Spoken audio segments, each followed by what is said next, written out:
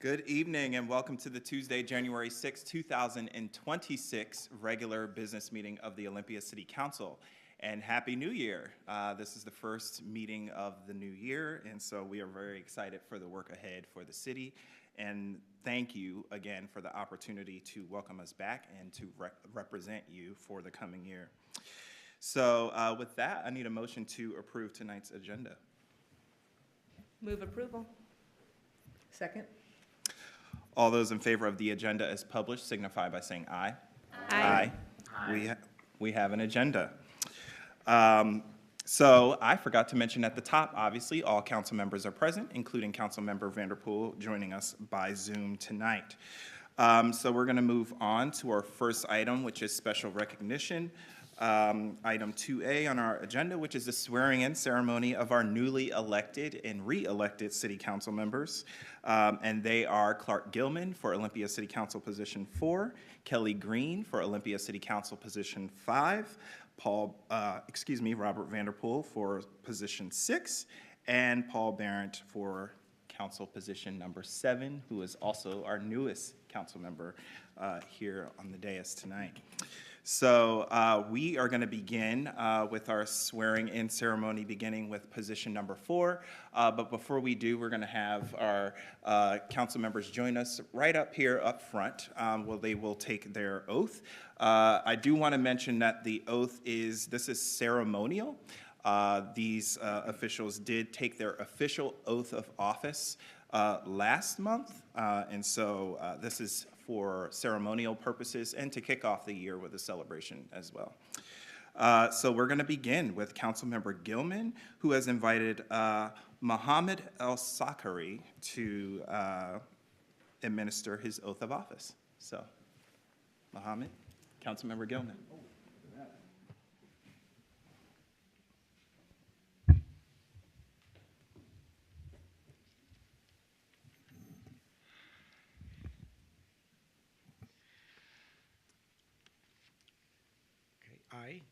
I, Clark Gilman, Clark Gilman, do solemnly affirm that I am a citizen of the United States do solemnly affirm that I am a citizen of the United States and a resident of the state of Washington, and a resident of the state of Washington, that I will support the Constitution and laws of the United States that I will support the Constitution and laws of the United States and the Constitution and laws of the state of Washington, and the Constitution and laws of the state of Washington, as well as Olympia City ordinances, as well as Olympia City ordinances, that I will advocate for all people in our community, that I will advocate for all people in our community, and I will stand for fairness and equity, and I will stand for fairness and equity, and I will do the best of my judgment, skill, and ability, and I will do to the best of my judgment, skill, and ability, faithfully, diligently, and impartially perform the duties,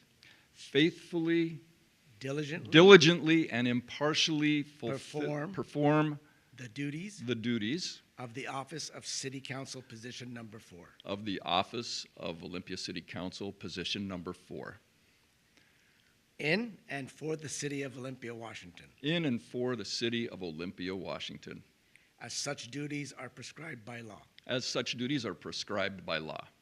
And as you begin this term in service, I extend this hand of fellowship and friendship. And thank you, Clark. Shukran. Thank you.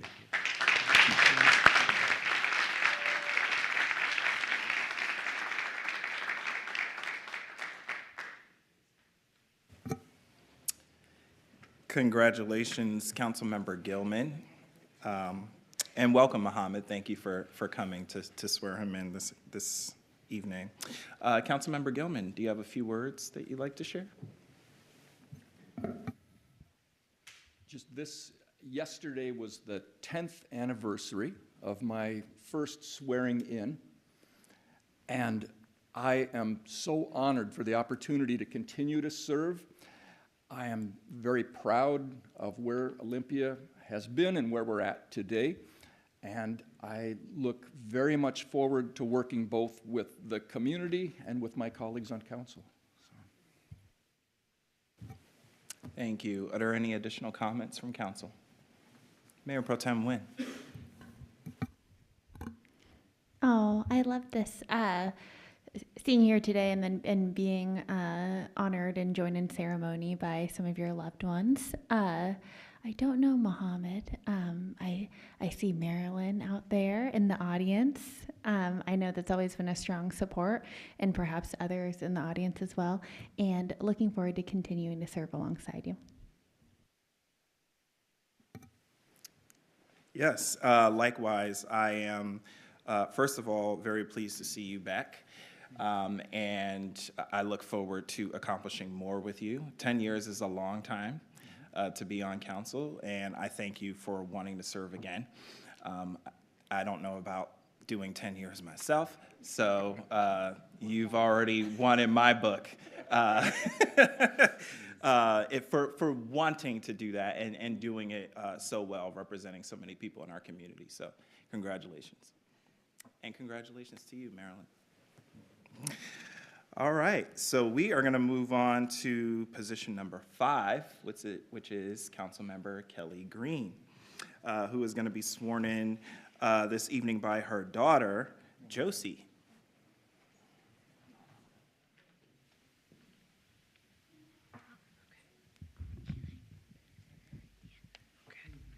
I'm going to do this official for you because this is how we practiced it. I state your name. I, Kelly Green, Do solemnly affirm that I am a citizen of the United States of Washington and of the state of the United States and the state of Washington.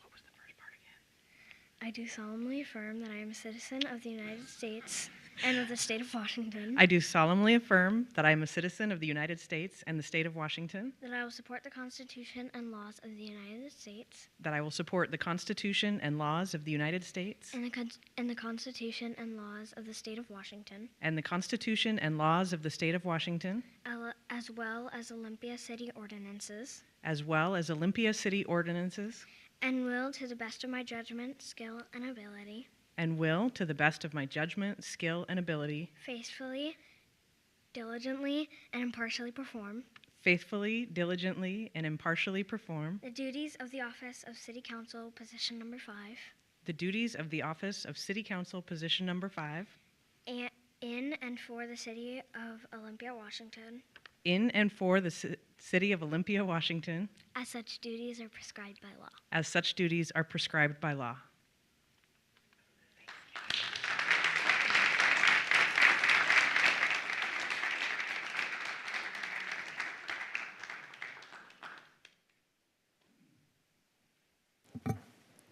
Well done, Josie.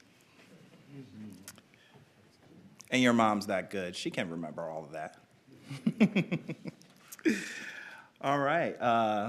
Councilmember Green, you have the floor. Thank you, Mayor. I just want to extend my gratitude and my excitement to continue serving this community and continue serving alongside this council.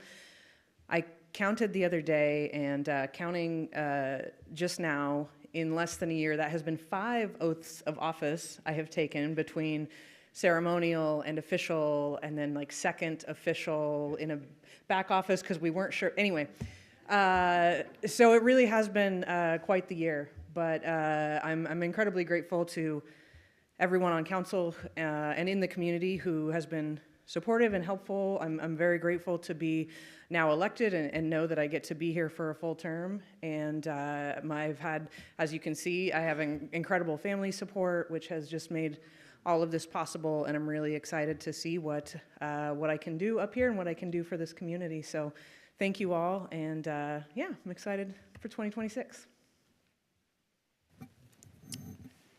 Right on. Any comments from the dais? Councilmember Madrone. Kelly Green, great color, awesome person. I'd like to know more about this back office swearing in. I haven't heard of this.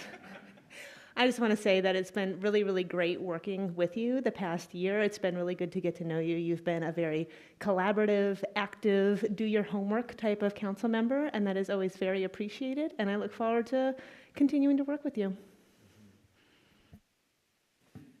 Yes, Mayor Pro Tem Nguyen. Much of what Councilmember Madrone said. I've really enjoyed getting to know you, and I look forward to more opportunities to do so, both professionally and just a tiny bit personally. And I have been really impressed with what you've brought to the council, and starting with just a curiosity and wanting to learn, and not coming in with we have to do this, but really surveying, hey, what's going on here, and how can I be a value add? And I think you've done just that. I think that your election also signifies that the community agrees that we made the right choice during the appointment. It was a tough one, and we made the right choice.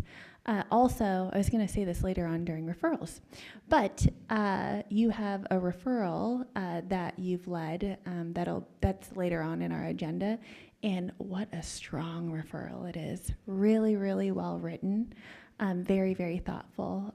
So I just appreciate you all around. Yeah, I also have had the pleasure of getting to know you as a council member over the last year, and you just jump right in. And I noticed that you don't always say a lot, and it's because you're taking a lot in. And then when you do have something to say, it's very substantive.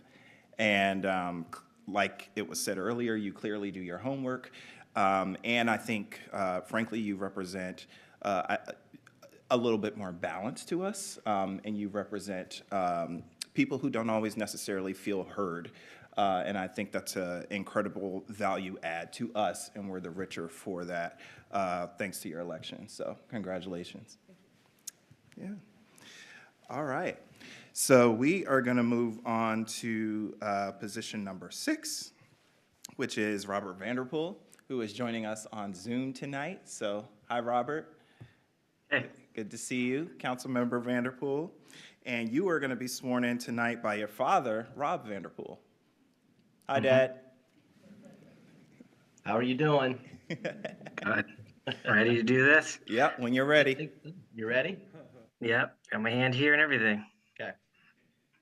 I, Robert Vanderpool, I, Robert Vanderpool, do solemnly affirm do solemnly affirm that I am a citizen of the United States that I am a citizen of the United States and of the state of Washington, and of the state of Washington, that I will support the Constitution that I will support the Constitution and laws of the United States and laws of the United States and the Constitution and laws and the Constitution and laws of the state of Washington, of the state of Washington, as well as Olympia city ordinances, as well as Olympia city ordinances, and will to the best of my judgment, and will to the best of my judgment, skill and ability, faithfully, diligently, and impartially perform the duties of the office of City Council position number 6 perform the duties of the office of City Council position number 6 in and for the city of Olympia, in and for the city of Olympia, Washington, as such duties are prescribed by law. Congratulations. Thank you, Dad. Love you. Proud of you. Thank you. I don't know if you could hear all that applause, but there was plenty to go around for you, Robert. Congratulations, Councilmember Vanderpool. And Dad, thanks for joining us this evening. I'll save my comments for a moment, but you have a great son who's doing a wonderful job on the City Council. Thank you for saying that. Yeah. Do we have any comments from the council? Oh, I'm sorry. I'm jumping ahead. Councilmember Vanderpool, you have the floor. Yeah. First off, it is easier to do this when you have the document in your computer. I just like to thank the folks in the community for putting support and faith in my ability these last 2 years to work on policy and objectives. Housing, transportation, cost of living, climate, these are all things that I really care about and value. I also like to thank folks who didn't. but also voted in this election. Participation is very important, particularly in off years and the local elections. And I think that local offices are important to the laboratories of democracy is something that I truly value. And I'm looking forward to the next 4 years.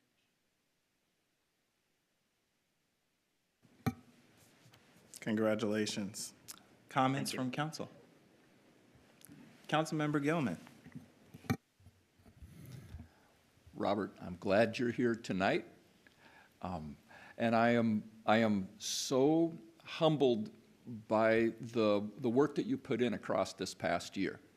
Both the work on council, evidenced by tiny writing and many, many notebooks, but also all of the places you went, all the people you met, and I think the evolution of some of your big ideas across the year. I really look forward to beginning this next year working together with you. And thanks for working so hard last year. Well said. Additional comments? Mayor Pro Tem Nguyen.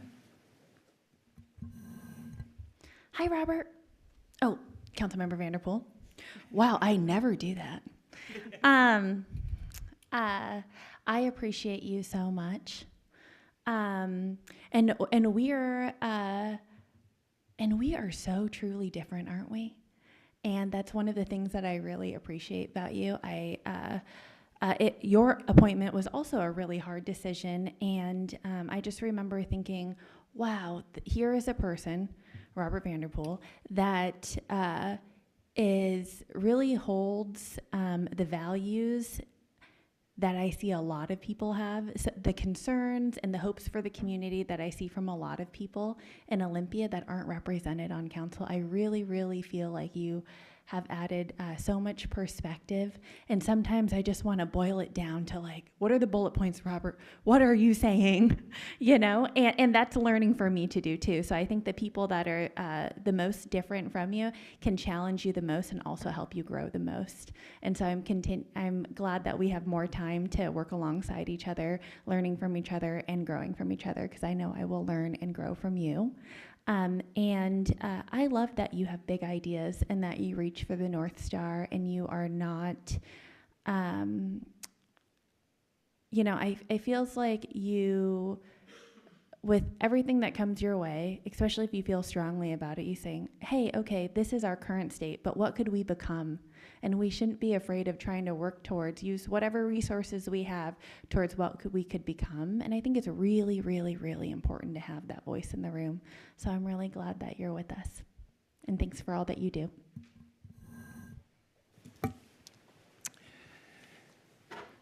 Councilmember Vanderpool,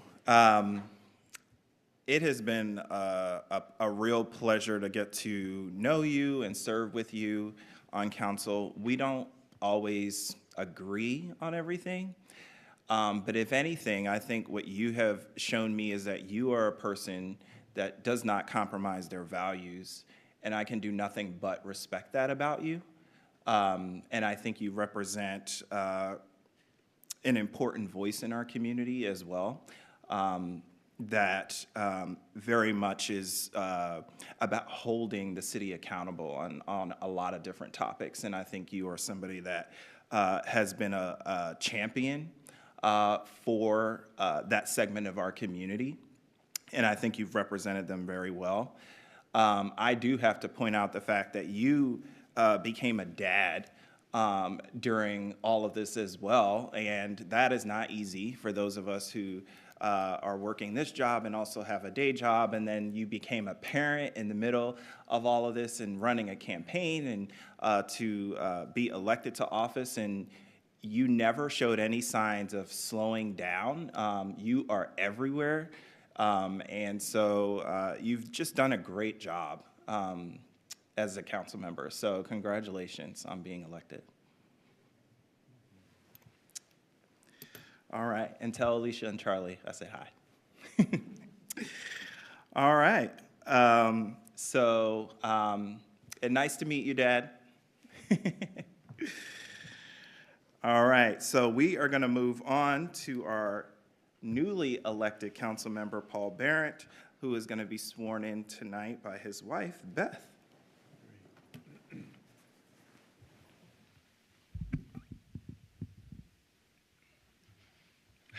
I state your name. I, Paul Barrett, Do solemnly affirm do solemnly affirm that I am a citizen of the United States that I am a citizen of the United States and of the state of Washington, and of the state of Washington. that I will support the Constitution and laws of the United States I will support the Constitution and the laws of the United States, and the Constitution and laws of the state of Washington, the Constitution and laws of the state of Washington, as well as Olympia city ordinances, as well as Olympia city ordinances. and I will do the best of my judgment, skill, and ability, I will do the best of my judgment, skill, and ability, faithfully, diligently, and impartially, faithfully, diligently, and impartially, perform the duties of the office of City Council Position Number 7 perform the duties of City Council Position Number 7, Olympia City Council Position Number 7, in and for the City of Olympia, Washington, in and for this city of Olympia, Washington, as such duties are prescribed by law.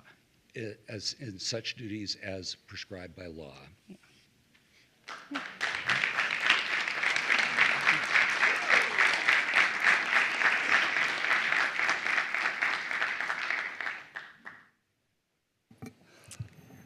Congratulations, Councilmember Barrett.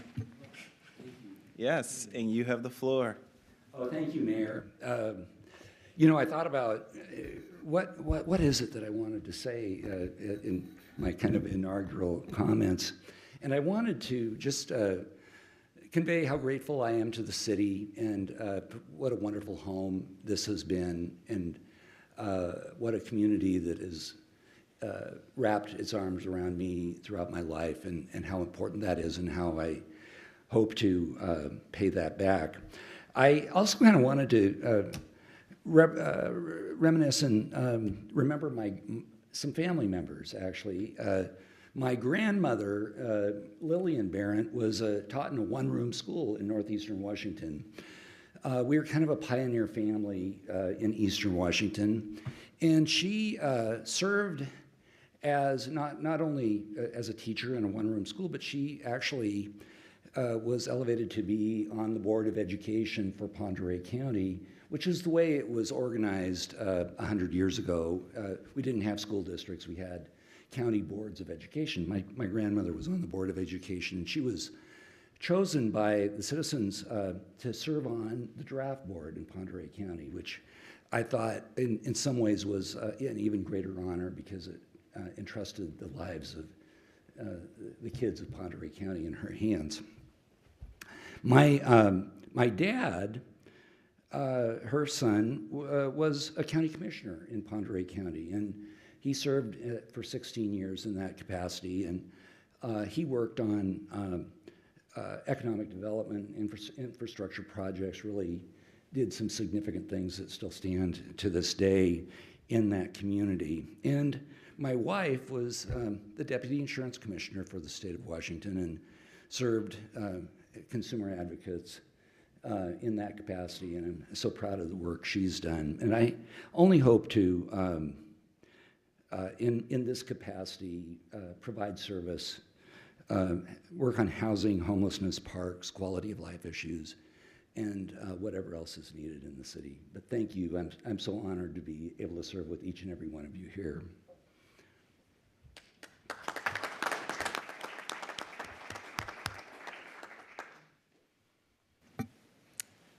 Comments from council? Mayor Pro Tem Nguyen. Paul, congratulations. What a big deal. Well, for everyone here that ran a campaign, what a big deal it is to run and be so open and out there, although you're sort of no stranger to that, sir. But I really saw you pounding the pavement quite a few times. I think you circled our neighborhood and putting in a lot of effort. I heard a lot about, even before this past year where you're campaigning, I've heard a lot about Paul Barrett this, Paul Barrett that from people. And I remember meeting with you when you were Strategies 360 about another matter. And I don't know too much more about you personally and professionally, and I'm looking forward to changing that and working together. And also, I don't think I've ever seen anyone kiss in council before. And I don't know why that is, but you know, that kind of earned some points with me. So welcome. Big congratulations to you. I'm looking forward to getting to know each other. And hello, Beth. Yeah, now you got me thinking about that. I guess that is true. Congratulations, Councilmember Barrett. As was said about you hitting the pavement, I know that you have spoken to a lot of different voices throughout the community. So you have what I would say is, along with our incumbents, but the most fresh voice, I think, as the newest person, at the most fresh perspective, I would say, as somebody who is new to this office, but also speaking to our constituents and bringing that here. So I'm very interested in hearing your perspective. You have the most recent up-to-date communication with our folks from on the ground. And from the conversations that we've had, you have been advocating for folks before you even got here. And that's just simply the truth about you. The conversations that we've had, you've been telling me what you've been hearing from members of our community in a very matter-of-fact way. And so as far as I'm concerned, you've been a council member for a couple months now because you've been having my ear about those things. And so very much looking forward to officially doing that with you in your capacity here. So congratulations. Thank you. All right, well, that concludes the ceremonial swearing in portion of our agenda for tonight. So what we're going to do right now is take an opportunity to celebrate with those who came out to see you tonight. So we are going to recess for 10 minutes.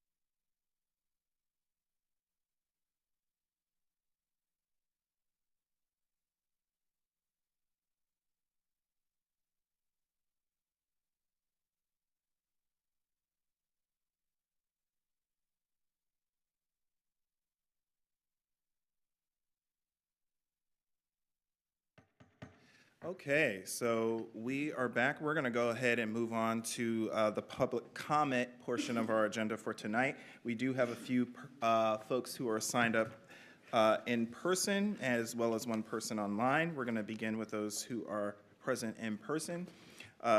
Just a few housekeeping rules. You have 2 minutes for your comments. You will speak here from this podium. You will see that there's a box there with green, yellow, and red lights. The green light indicates that you have begun your 2 minutes of time. The yellow light indicates you have 30 seconds remaining in your comments. And the red light indicates that your time has expired. If you don't finish your comments, you can email them to the remainder of your comments to the council. And there is a clock there as well that indicates the time you have left. So at this time, I'm going to begin with Peter Cook.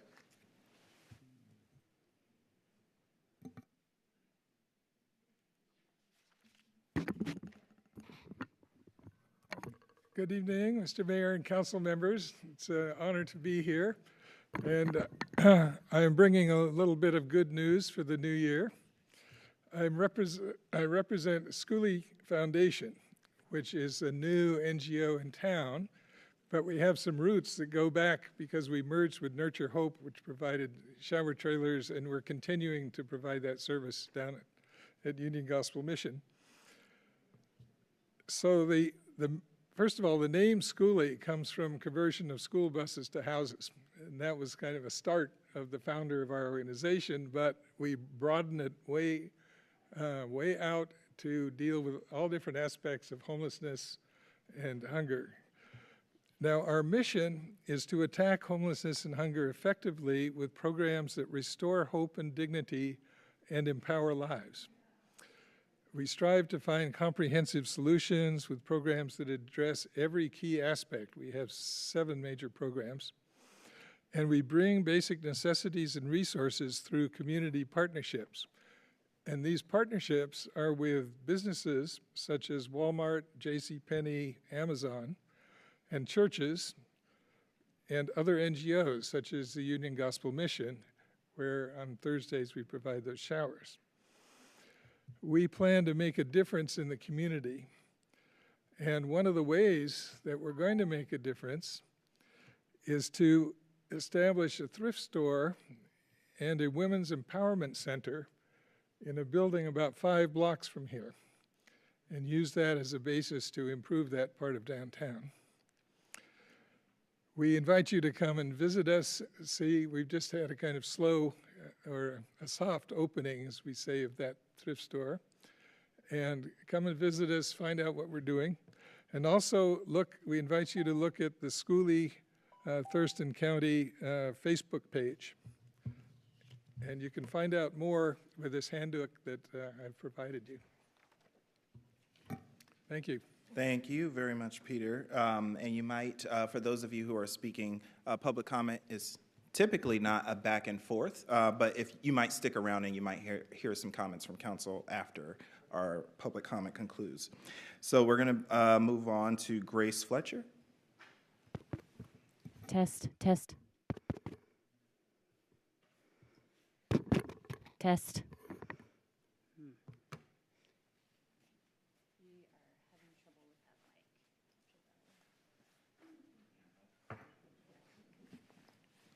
Should I wait or? One moment, Grace. Yep. Yeah, we're having technical difficulties, it seems, so we're going to see if we can get you a handheld mic for your comments.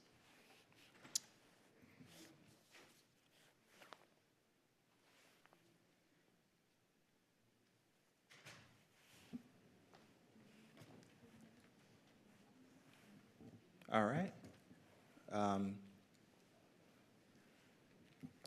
Do we need to take a quick recess? We're going to get a hand. Hers isn't going either. Okay. All right.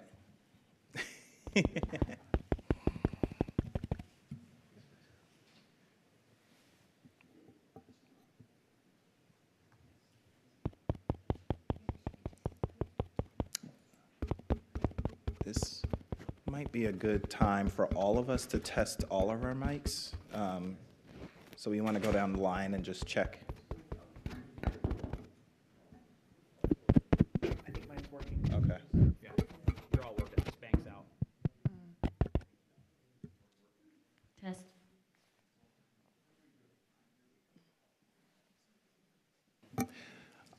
All right.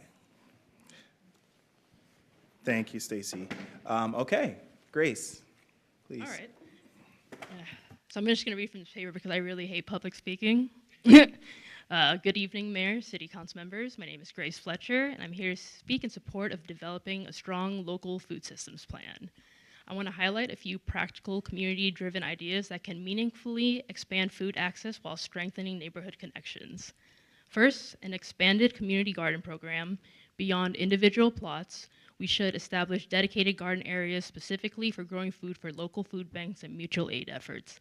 Seattle's Pea Patch program offers a proven model where gardeners contribute thousands of pounds of food annually while building community ownership and stewardship. Olympia could do the same, scale to our neighborhoods. Second, food forests and neighborhood tree care. Many neighborhoods already have mature fruit trees that go unharvested each year. With coordinated tree cleaning and maintenance efforts, we can turn that excess into a reliable source of fresh produce. Third, community fridges. When thoughtfully supported, community fridges become hubs for mutual aid. Well-known programs like the Love Fridge Chicago and Los Angeles Community Fridge show how community-run fridges can operate safely and at scale, providing low-barrier access to fresh food 24/7 through neighborhood and organizational partnerships. These fridges allow neighbors with extra produce from their gardens, surplus apples from backyard trees, or contributions from groups like Super Sunday and Food Not Bombs to share directly with community members in need, turning excess into direct support instead of waste. Many organizations also face shared barriers, such as access to affordable, permitted commercial kitchen space. This is an area where the city could help, whether through scaled, shared-use kitchens, partnerships with public buildings, or policies that make it easier for community groups to safely prepare and distribute food. All of this requires collaboration. Local government does not need to solve these challenges alone. Residents are ready to help. What we need is a framework that empowers community members to work alongside the city to creatively address food access. This is especially crucial as income inequality continues to rise. When basic needs go unmet, communities experience greater instability and increased crime. Investing in food access is a proactive, preventative approach that strengthens public safety, dignity, and social cohesion. I encourage Council to move forward with establishing a plan that centers community-led, scalable solutions that bring people together to care for one another. Thank you for your time. Thank you very much, Grace. Okay, and next we have Heather Spradlin.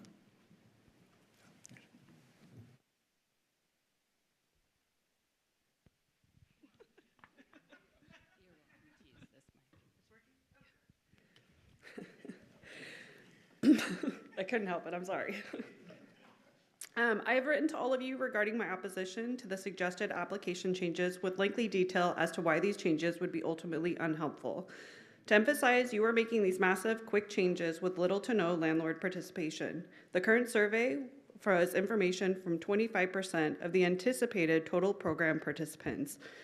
As stated in the last City Council meeting by another public commenter, the tenants responding with negative feedback are generally those whose owners and managers aren't in compliance with current laws or policies.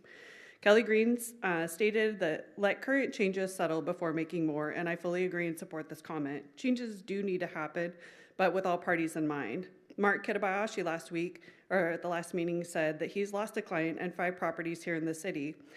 And I believe you'll continue to see more of this, losing local property owners that want to provide healthy, safe, and affordable housing to the Olympia community.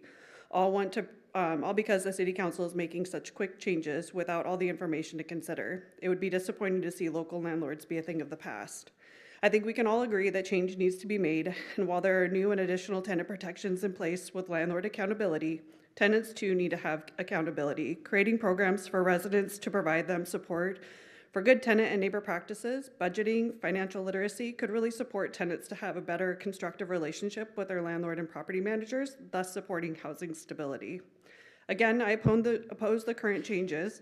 I believe reducing the income requirement will only further financially burden tenants, housing stability, and to say no social security number is required, I would suggest that you say that if a social security number cannot be provided, that the following, a clearly defined list of alternatives could be provided instead, thus ensuring complete and thorough screening.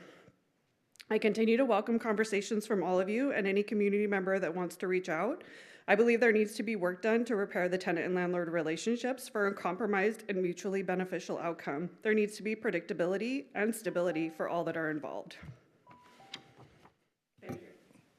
Thank you, Heather.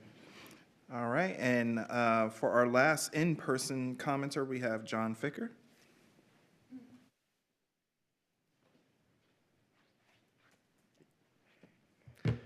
Good evening, members of the, I was going to say Lacey, Olympia City Council. Thank you. My name is John Ficker, and I serve as the Executive Director of the Thurston County Food Bank. I'm here for a couple of reasons. First, I wanted to introduce myself to you all, and more importantly, I wanted to say thank you to you all for your recent contributions to our work. At a time when we are seeing nearly a 30% increase in the number of visits, those resources are going to go directly to buying food. I also want to share with you that of that 30% increase that we've seen in visit, 25% of our total visits are first-time users recently to the food bank. And so I am certainly concerned about what this next year looks like for us as we continue to see a rise in demand and, unfortunately, a decrease in federal funding. So your support is going to be incredibly meaningful. I also wanted to take the moment just to commend you on considering the food system plan tonight, and I want to plead with you to include us in your planning and your preparations for this work. Even some of the ideas from the previous speaker are programs that we are currently involved in and would really like to make sure that we're not duplicating efforts and that we can work together to build more community collaboration and create a system that really provides hunger relief to the entire community. So thank you for your time. Thank you for your service, and congratulations to all of those who were reelected. So take care. Thank you, John. All right, so we're going to move on to our one person that we have on Zoom, and that is Peter Gutchin.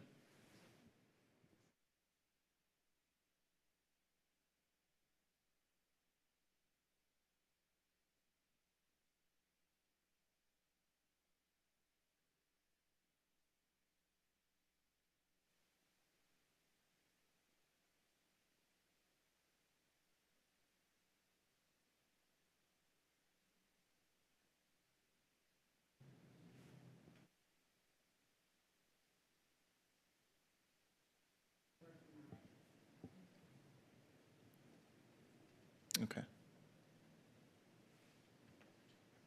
Peter is online? Okay.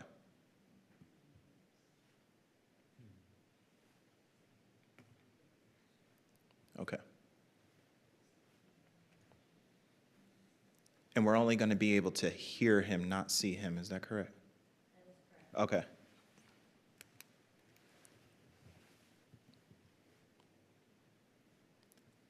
Peter, are Can you you hear on? me? Yes, we can. Okay.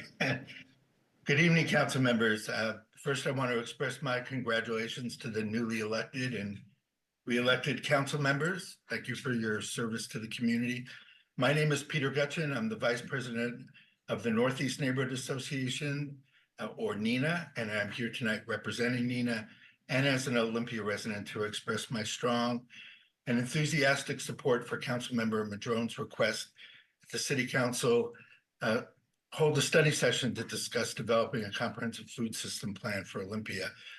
I want to echo Grace's and John's powerful comments and encourage the council to invite individuals and organizations, including neighborhood associations that are already doing food system work, to participate in the conversation about what a plan should include and how the plan could be developed and implemented in a way that strengthens community ownership and responsibility for the system. Neighborhood associations like Grace's, SWONA, the Southwest Neighborhood Association, through their community garden and cleaning project, are already starting the kind of coordination work described in the staff report for this topic to bring together some of the pieces of the currently fragmented system. And in my neck of the woods, with some support from the Neighborhood Matching Grant Program, we've transformed what was once a debris and blackberry clogged city right-of-way along Joy Avenue into the Joy Food Forest, which now boasts more than 300 edible plants and fruit trees and bushes.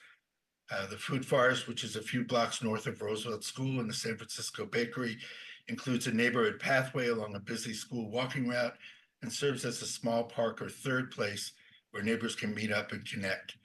To irrigate the Food Forest, we've installed a rainwater harvesting system that at full capacity holds 1,650 gallons and that we plan to connect to a solar-powered pump in the future.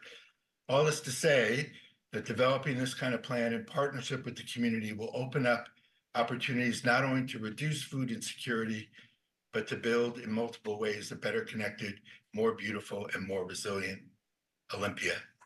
Thank you for the opportunity to comment. Thank you, Peter. All right, so that concludes our public comment for tonight. Are there any comments from the council? Councilmember Madrone. I just want to thank everyone who came out to comment. Grace, Peter, and John, you have no idea how happy it makes me to see people coming out and saying, yes, this is exciting work. And it makes me really happy because particularly when it comes to food systems, cultivation of land, cultivation of food, food production, making sure people have access to that, that really is community work. I don't expect that we're going to walk away with this being like, oh, the city is going to do all of this and we're going to do it on our own, because we know there's people out in the community who are doing this work. And as Peter was saying, it's a bit fragmented, and I do think that there are clear, tangible things that the city can do to help support the work that is already happening out there and to strengthen that. I've been working on food system work for a while now, and I know that it comes from the community. So very excited to have you all participating in that as it moves forward. Peter, with the Schoolie Foundation, thank you so much for being here to tell us about your work, and I'm really glad that you told me what Schoolie meant, because as you were sitting there and about to come out to public comment, I was like, I should have asked him what that meant, because I was always very, very curious about that. So school buses to houses, love that. And Heather, thanks so much for coming and speaking with us again. And we had some time on the phone earlier today, and I just really appreciate your solutions-focused message that you're bringing to us. That's one thing that we've struggled with, as we've engaged with landlords on tenant protections, is there hasn't been a lot of bringing forward of solutions, because I know that there's challenges on both sides here, but we have tenants who are really struggling in our community, and you're bringing forward ideas that really intrigue me. I'm really curious about you mentioned. Talking about good tenant and good neighbor policy practices that we can help work with tenants on to strengthen relationships. When we were on the phone, you're talking about financial literacy and budgeting. Those are things that I'm really interested in. You mentioned making sure, you mentioned concerns around not allowing a landlord to require a social security number. I still support that change. But the way that it's written in our code is that it can still be requested, but the landlord has to allow alternatives.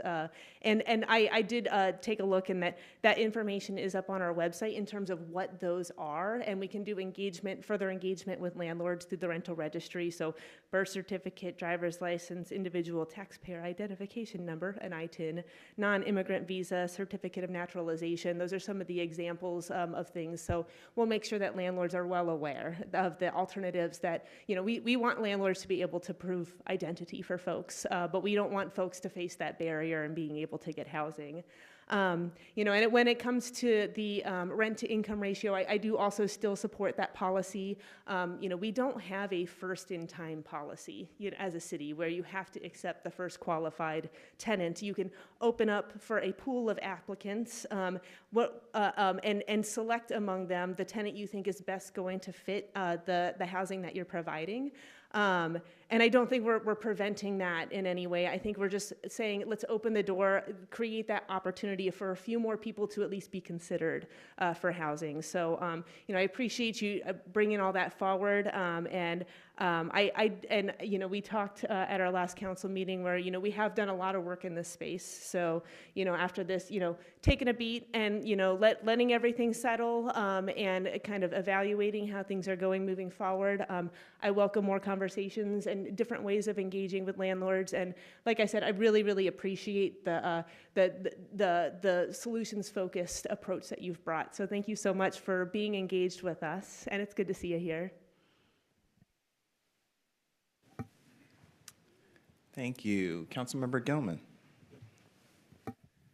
I am excited to hear about a Thurston County schoolie effort. I've been following the Pierce County schoolie effort, and I've been glad to cross paths with Peter through the Faith Community Tiny House construction over years. And so these two things coming together is super encouraging for me.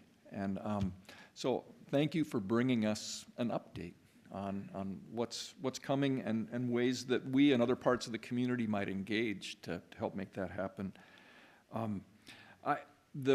Thank you for the food system comments tonight. And I think that when Grace said, if you meet people's basic needs, you're more likely to see pro-social behavior, that's like right at the center of my interest. I had public comment that came in via email earlier that asked, why would the city spend time on looking at or encouraging a food system? And it seems to me that much like parks or sidewalks or sewer systems, that having more people have access to better food creates a safer, healthier, a safer, healthier, and more beautiful city. And I don't think there are downsides to it. So I very much appreciate the concerns and the ideas, and especially the focus on starting from a neighborhood scale and resourcing the bottom-up effort to make the food system. And everything that Danny said, Ms. Spradlin, I'm glad you've engaged with us, and I suspect in 2026, as we take a beat on adopting new policies, but we evaluate and we learn about what we've got, that you're going to have a voice in all of that. So I appreciate your staying with us. Thanks. Thank you. Additional comments? Yes, Mayor Pro Tem Nguyen. Yeah, it's always important to me that people that come and take the time to public comment get some sort of response back, even if it's not the one that they want. And so I'm always ready to just tap on the button and just let whatever come out. But I don't think there's anything that needs to be said other than that. I think my colleagues did it. It's really great to see people come out and be for something, right? Even if they're not for, talking to you, Heather, exactly what we have going on at the agenda right now, but they're still for other solutions, and we don't always get that. So thanks so much for being here tonight, taking the time, and saying, hey, you know what? I'm going to keep going, and I'm going to take some of my valuable time, resource, and help you move these things along. It's a big deal. Well said. Yes, and Heather, while my position I've made known on this the last time we acted on it, and that hasn't changed. I do appreciate you coming and sharing your perspective tonight, and I do hope that going forward, as we take a beat, that we give some more consideration to some of your concerns, maybe about potential future actions that we'll be taking as well. But I still feel very strongly about really protecting and expanding access to housing. It's critical where we are and the dire need for people to be sheltered. And I feel like that is the dominoes begin to fall as people really suffer and struggle on our streets. And if we have more barriers to housing that don't need to be there in place, then we're just continuing to exacerbate those other social problems. And so that's why I feel strongly that I do need to support this particular action, but I am supportive of taking a beat.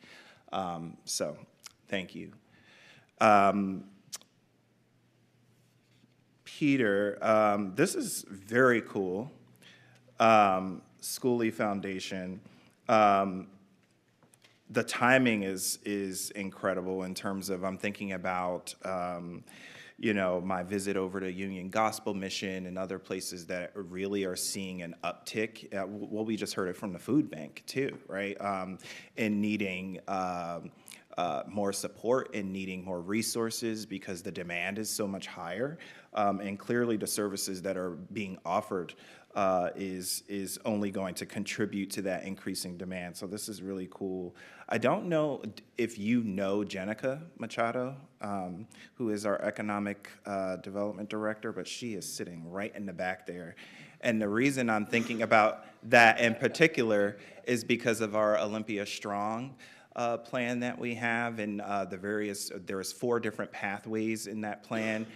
Some of this is tied to community and livability, but much of it is also tied to business and enterprise and workforce development. And I see that you have, is it job and life skills training? And so, yeah, if you two could connect, that would be great to learn more about Schoolie Foundation. And then lastly, I just wanted to say to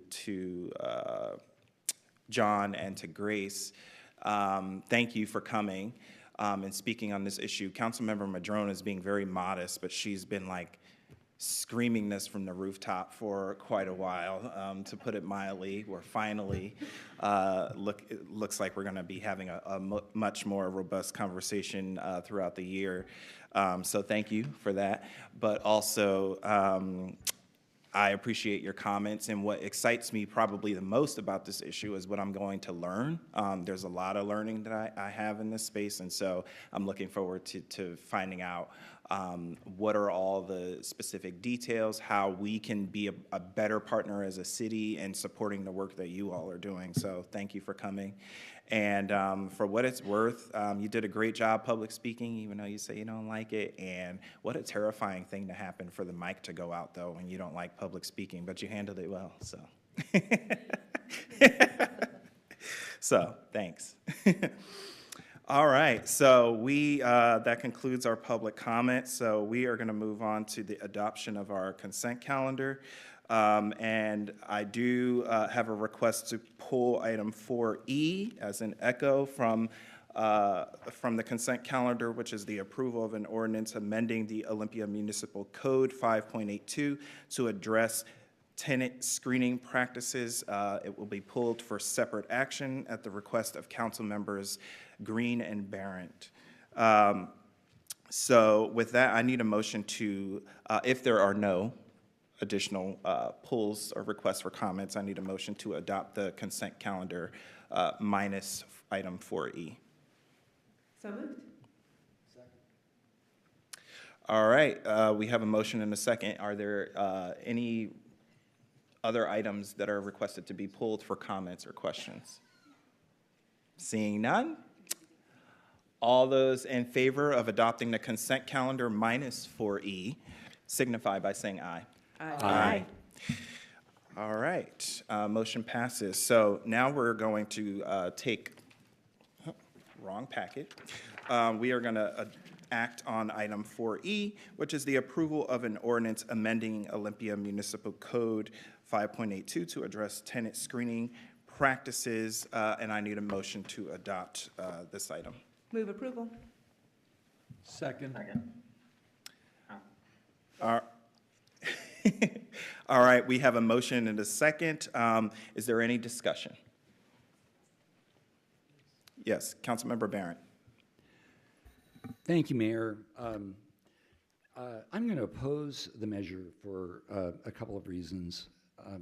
Basically, I just don't believe that the ordinance, as it's currently written, does anything to make housing more affordable or accessible, which are kind of the two main tenets for policy in this area.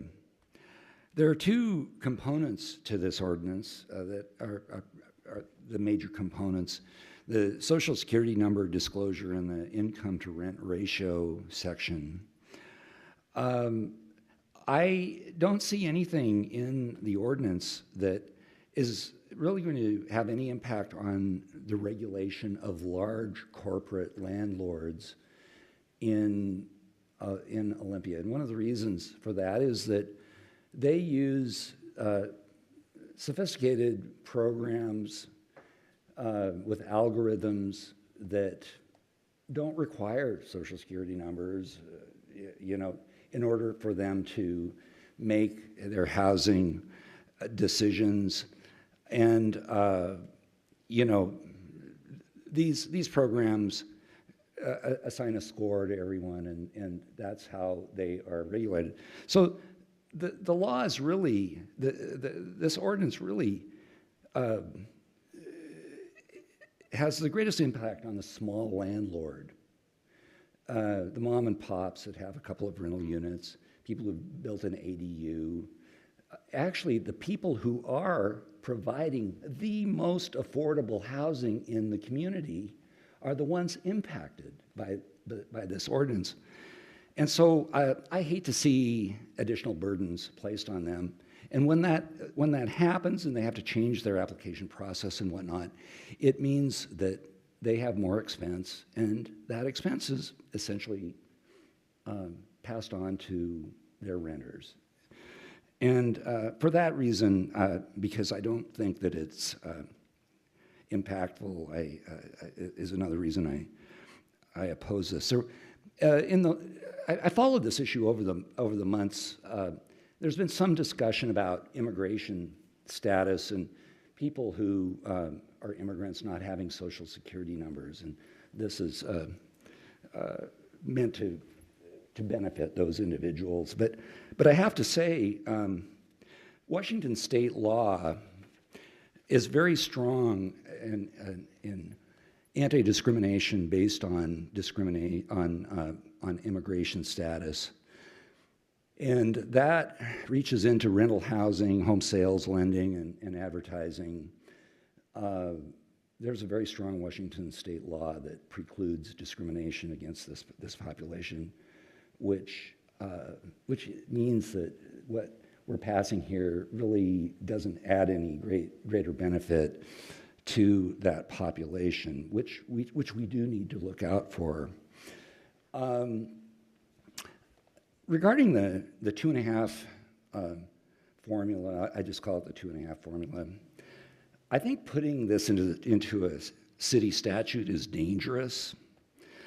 The city, by doing this, is subtly kind of setting this standard that landlords will be looking at and be using as a ceiling or a floor, however you might look at this. And they will start looking at this as kind of a measure that they need to be looking at on income level, which doesn't currently exist. And many, many, many landlords rent to people far under that 2.5% or 2.5 times formula that's prescribed in this law. So in a very convoluted way, I believe this ordinance sets a statutory number that people will look at and start using, not to favor the not to favor the tenant, but to actually use as a justification not to favor certain renters. I've learned from landlords and from tenants alike that many small owners are providing affordable rental properties and work with their lower income renters to make it work for everyone. And that's the benefit of a robust small landlord economy.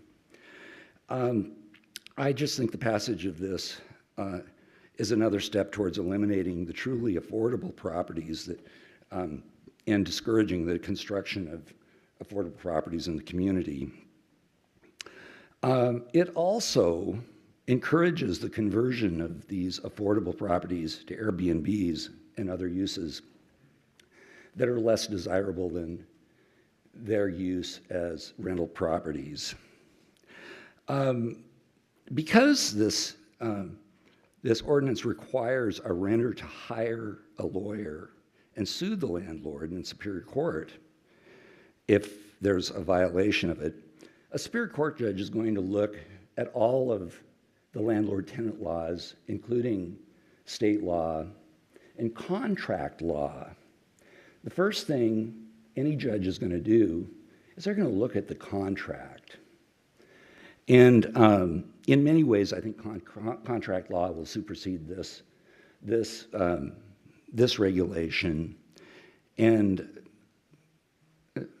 a tenant who is looking for affordability will have spent a lot of money on a lawyer, probably to not any positive end. There's nothing in the ordinance preventing the landlord from waiting for another rental applicant who's has stronger financials for renting the property.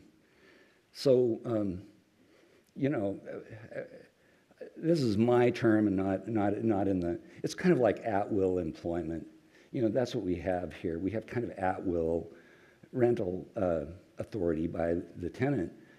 You know, you can't discriminate against individuals, and that's important, that's good. But you can take the application, say thank you very much, and just never call that renter. So I don't see the benefit of this new regulation. I believe the law creates an illusion that if you meet a certain financial threshold, you have a leg up. And that really isn't true. Anyway, I appreciate the several members' comments about giving it a rest. I do believe we need a real moratorium because we need too much regulation is counterproductive to creating the construction of affordable housing units and remodels that we need in order to get ahead. For the reason that I don't think that it creates more accessibility or any affordability, I'll be opposing this ordinance. And thank you for your time. Thank you, Councilmember Barron. Are there any additional comments? Councilmember Madrone, followed by Councilmember, oh my gosh, Gilman. Sorry. New guy. Thank you, Councilmember Barrett, for sharing your thoughts, and welcome to the council. I'd be happy to sit down with you sometime to talk about the full body of work that we've done around this. Yeah, I respectfully disagree. You know, the tenants that I have heard from that struggle with even being able to apply to housing, particularly because of the rent-to-income cap, has come because of large landlords, large property managers, the requirement that each person who is applying and going to be considered part of the household make 3 times the amount of rent, 5 times the amount of rent. I've heard from tenants who were told it would be 3 times, and then when they applied, they were told it was 5 times. And so those were both large landlords, large property managers there. So, you know, respectfully disagree on that point. You're correct that Washington state law does, you know, say you can't discriminate against somebody for their immigration status, but the challenge, as it outlines in the staff report, is enforcement around that. I think it's aligned with our position as a sanctuary city to create more opportunities for housing. I don't think that it's that big of a shift to say that you can request a social security number, but you have to allow other forms of proof of identity. And, you know, it's interesting that you mentioned that 2.5 times the amount of rent would create a standard that would become the norm of what landlords are asking for. I mean, what I've seen most often out there is 3 times the amount of rent. We've seen that creeping up. We've seen it be per person in the household. 2.5 times the amount of rent plus utilities gets us pretty close to the standard that HUD sets for when housing is considered affordable for somebody's budget. So I just want to make sure that that information is out there. And then it sounded for a bit like you were advocating for a first-in-time policy where the first person who applies would have, like, it would be required for them to be the first qualified applicant who applies would be the one who would be able to be in there. It's not a policy that we've talked about as a council. I'm not certain about that one either. I think it would create all sorts of complications. And I think because we don't have that in place, these work. And it just creates more opportunity for people to be able to access housing. So if that's something that you're interested in, I'd be curious to hear more. Or maybe that's not what you intended, but I thought that's what I was hearing. So we could talk more offline about your thoughts or interests on there. But I do think that I think you're right that this creates more opportunity for people to apply, but not necessarily get selected for housing. But I'd rather have them have that opportunity than none at all. Thank you, Councilmember Madrone. Any additional comments? Yeah. Oh, I'm sorry. Yes. Wow, you're going to have to hit me upside the head after this meeting tonight. Sorry about that, Councilmember Gilman. No, sir.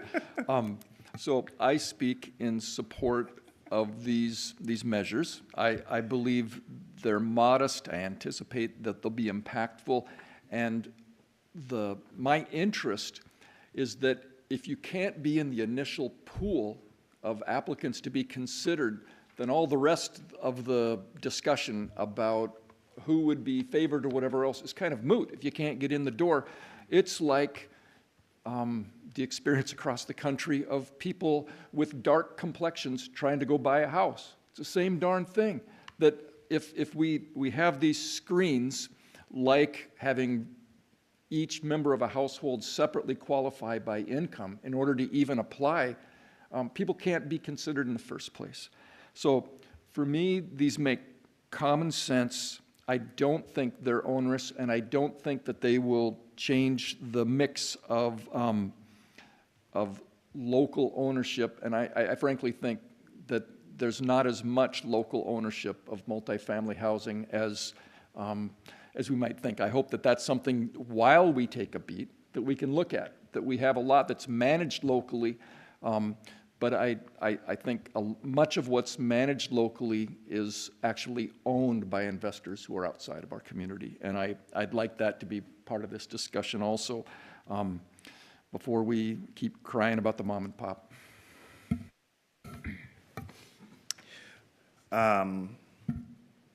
Additional comments?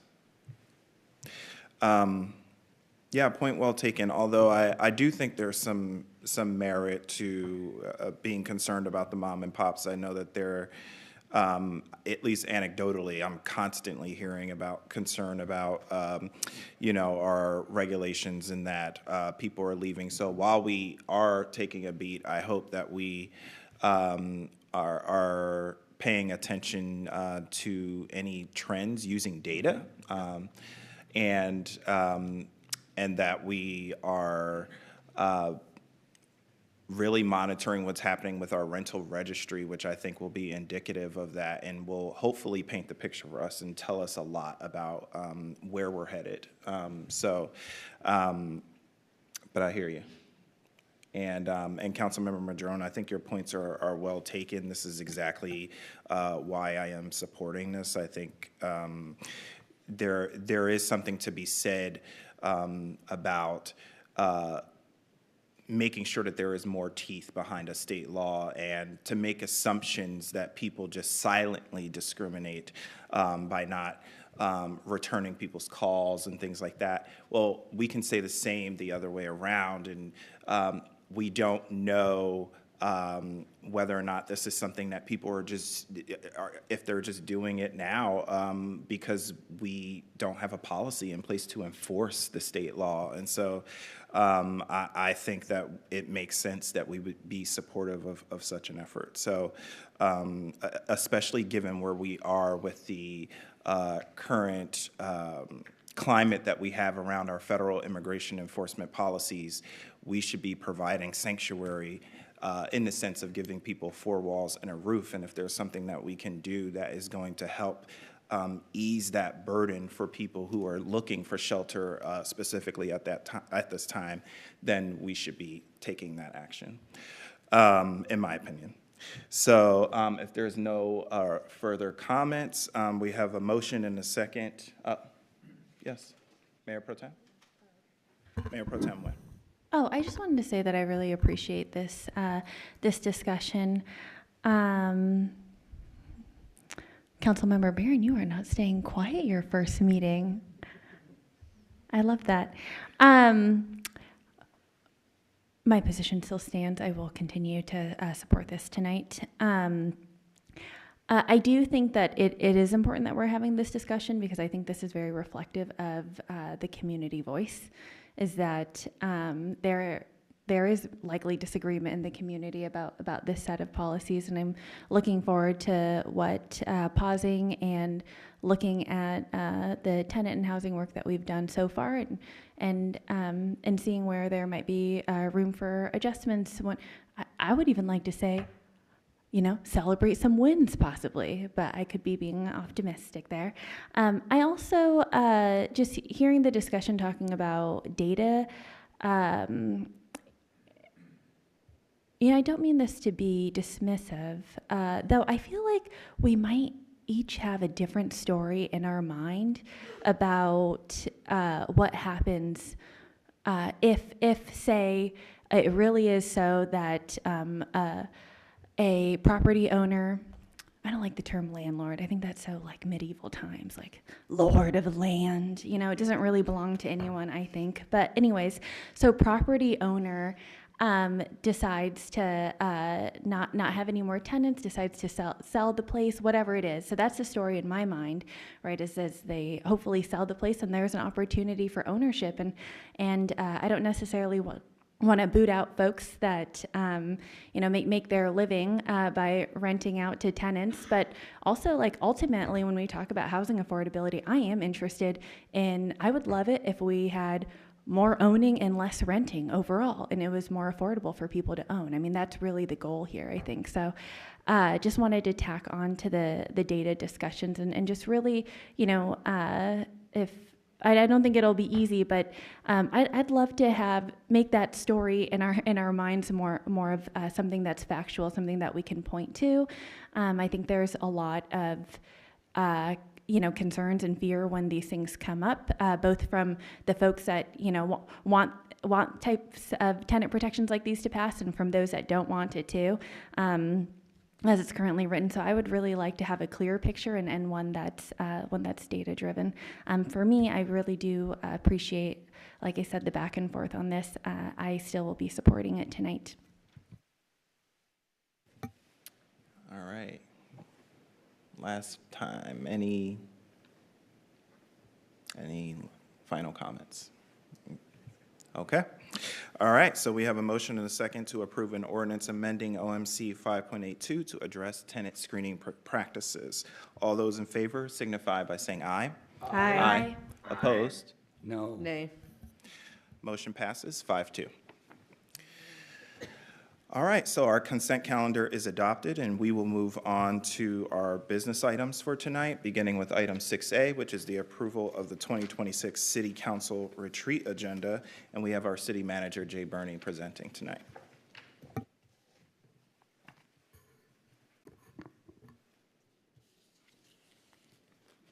There we go. Thank you, Mr. Mayor, council members. For the record, Jay Burney, City Manager.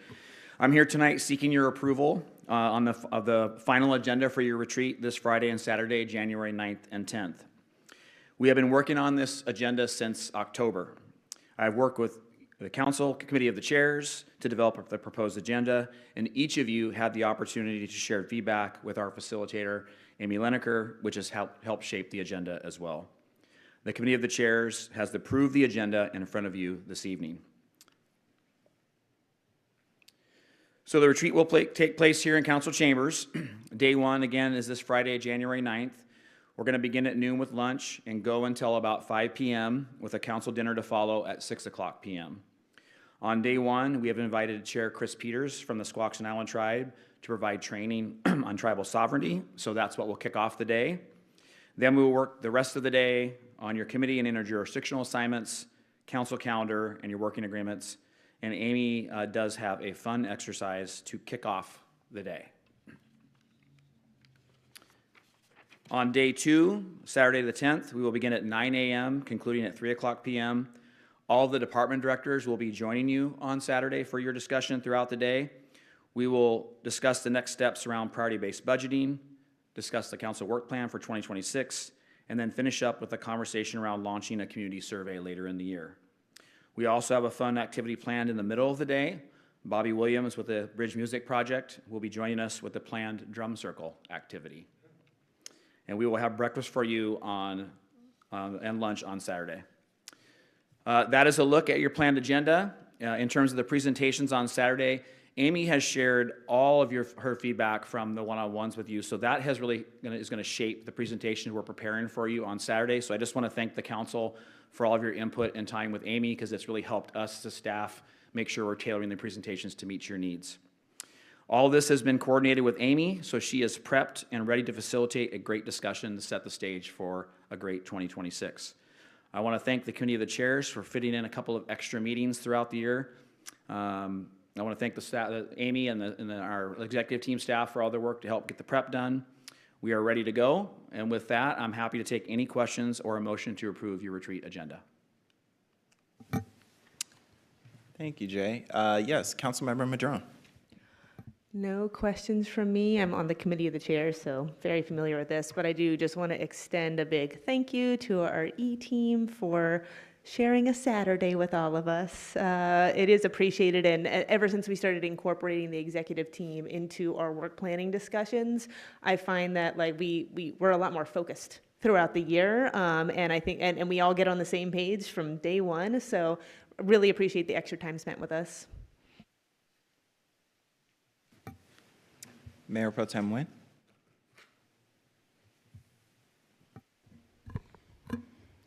Move approval. Second. All right, we have a motion and second. Is there any further comments or discussion? All right, all those in favor signify by saying aye. Aye. Aye. Motion passes. Thank you. Thank you. All right, so we are going to move on to item 6B on our agenda, which is the election of a city council member to serve as mayor pro tem. And so with that, I first would like to just kind of talk about the role of the mayor pro tem, which obviously, you know, the most significant component of the role is to step up and fulfill the duties of the office of mayor in the event that I am absent for whatever reason, and the mayor pro tem acts in my stead. The mayor pro tem is also someone who serves as really sort of a mediator between the mayor and the rest of the council, helps set the agenda for the council along with the mayor every week at agenda setting, and also is really just that council member that interfaces with the rest of the council and also with the mayor, and we keep a great communication flow going. And the mayor pro tem is also, I believe some of us see the role as an opportunity to either be a really strong partner to the mayor or check the mayor, depending on who the mayor is. And I know that that's how some of us see that. But our council guidebook, for those who are really into this sort of thing and really want to dig in and look at what it says, it does speak about the role of the mayor pro tem and all of the duties that are assigned to the role. And I'll have more to say about our current pro tem later. But for now, I need a motion to open nominations for the election of the mayor pro tem. I'll move to open nominations. I'll second. Okay, we have a motion and a second to open nominations for mayor pro tem. All those in favor signify by saying aye. Aye. Aye. Aye. All right, opposed, motion passes. So at this time, I'm going to open nominations for the role of mayor pro tem. All right, so do we have any nominations for mayor pro tem? Councilmember Madrone. I'd like to make a nomination, but Sure. first I want to check something you said earlier. You said a mediator between us and the mayor. Hopefully, we don't need a whole lot of mediation. Maybe you meant intermediate, but mediator works too, right? Correct, yes. I would like to nominate our current mayor pro tem, Young Huen, to continue to serve there for another 2 years. All right, thank you very much. Are there any others? Okay. So at this time, I'm going to turn to our current mayor pro tem. Mayor pro tem, when do you accept the nomination? I do. Okay, so our current Mayor Pro Tem accepts the nomination. At this time, I'm going to ask, before I close the nomination process, are there any additional nominations? Okay, seeing none at this time, I am going to close the nominations for Mayor Pro Tem. And now, is there any discussion about the current nominee? Yes, Councilmember Madrone. Yeah, Mayor Pro Tem Nguyen, I've just really appreciated what you've offered for the council as a whole in the past couple of years serving in this position, the ways that you've supported the mayor. I think, mostly, y'all don't make that much more money than we do as a council, and they're underpaid positions to begin with, but it is a lot more work for both of you.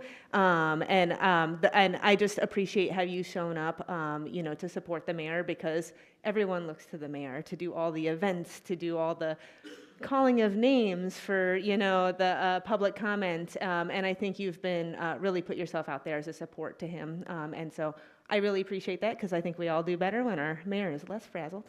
But also just the support that you've provided for the council as a whole. And, I'll just speak for myself, but you've definitely been available when I want to, troubleshoot some things on the agenda with you, or talk about how things could move forward. And I feel that your service in this position has been really valuable to the council and to the city. Thank you. Any additional comments? Well, I will just say 2 years ago when I stepped into this role, I supported your nomination and ultimate election to the role of Mayor Pro Tem. And I'm very proud to say that I haven't been let down, and I haven't regretted that vote at all.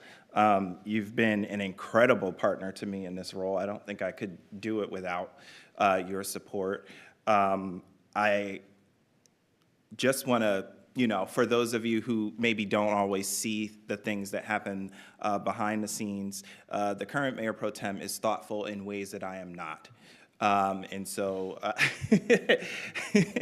I think that's a very good balance that we make, whether it's, not making sure I don't forget to do certain things, or make it a point to simply express gratitude. You're really good at making sure that I do that, and don't make sure to show my appreciation to folks. And then also, you've just done an incredible job at really being a sounding board to me when I can't necessarily go down the line and talk to all of you back to back to back in a single day, that I'm able to count on you to be able to maybe fill in some of those blanks as to where we are. And you've just done an incredible job at that. And also, you are not afraid to disagree with me. And we've had our moments of disagreement for sure, but it's never personal, and we're able to continue to work. And so in those ways, you've demonstrated that you are a very effective leader in this role, and I would certainly appreciate to have you on for the next 2 years as our Mayor Pro Tem. So thank you for accepting the nomination, and for being willing to continue to serve in this capacity. So unless you have something to say now, we can wait until we vote. You want to speak now? I want to talk now. Okay. Okay. See, I would have it a different way. Mayor Pro Tem Nguyen.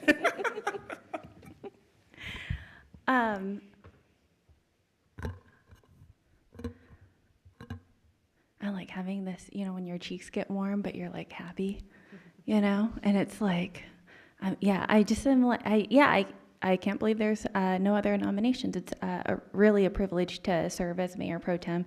It is more work than, at least compared to when I was not Mayor Pro Tem. And I also, I think that we have done such, the mayor and the city manager and I, sometimes when I think about, like, you know, what has happened in the last 2 years for being mayor pro tem, I think we've really shaped this space of what's called the 3 cities meeting, 3 cities plus the county. So it's basically, for anyone that doesn't know, we meet with the city leadership of Tumwater, Lacey, and then also Thurston County, or Olympia, we're there, of course. And I think that with a lot of our doing, we have made that a productive space that Olympia needs. You know, we get the value that we need out of it, and that's felt really good for me. As well, I really appreciate opportunities to support the council just more as a whole, and our city government. I love when you can't make events, Mayor. I don't want you to be sick or anything, but yeah, I really enjoy it. I love opportunities to get out more in the community and show up for different things, learn different things, be around people that I don't usually sit with, or be there for people that I see all the time in the community in times of joy or deep moments of support, whatever it may be. And I also I just enjoy it. It's an interesting role. I feel really privileged to have the opportunity to serve in it, and looks like, again, for the next couple of years. And I think it's a huge privilege, and that's not lost on me. Also, thank you for your really kind comments, Councilmember Madrone and Mayor Payne. I hold a lot of weight to the things that you all say, and so hearing you say that is a big deal. So thanks so much. Okay. With that, we're going to move on to electing. I guess I need a motion to elect Mayor Pro Tem Nguyen to serve for another 2 years as Mayor Pro Tem for the City of Olympia.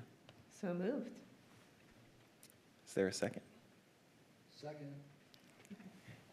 Is your mic on? Second. Okay, we have a motion and a second to elect Mayor Pro Tem Nguyen to another 2-year term as the Mayor Pro Tem. All those in favor signify by saying aye. Aye. Motion passes unanimously. Congratulations, Mayor Pro Tem.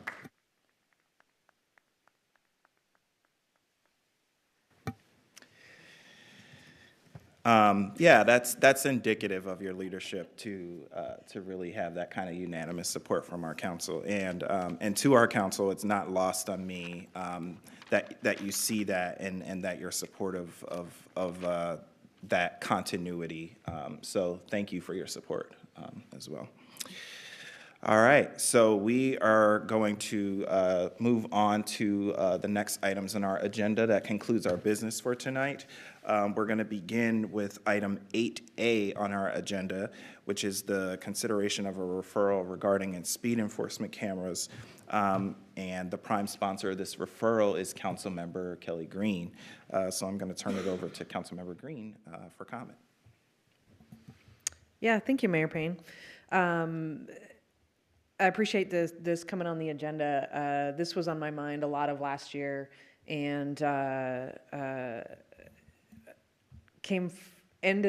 timing ended up coming forward at a somewhat difficult time in terms of discussions around cameras and that, and I'll get into that a little more in a second. But what this really comes down to for me is just an interest in pedestrian safety. We spend so much time up here talking about walkability in a community where you can walk and bike and get to places however you need to, and we do a lot of work to try to support those efforts.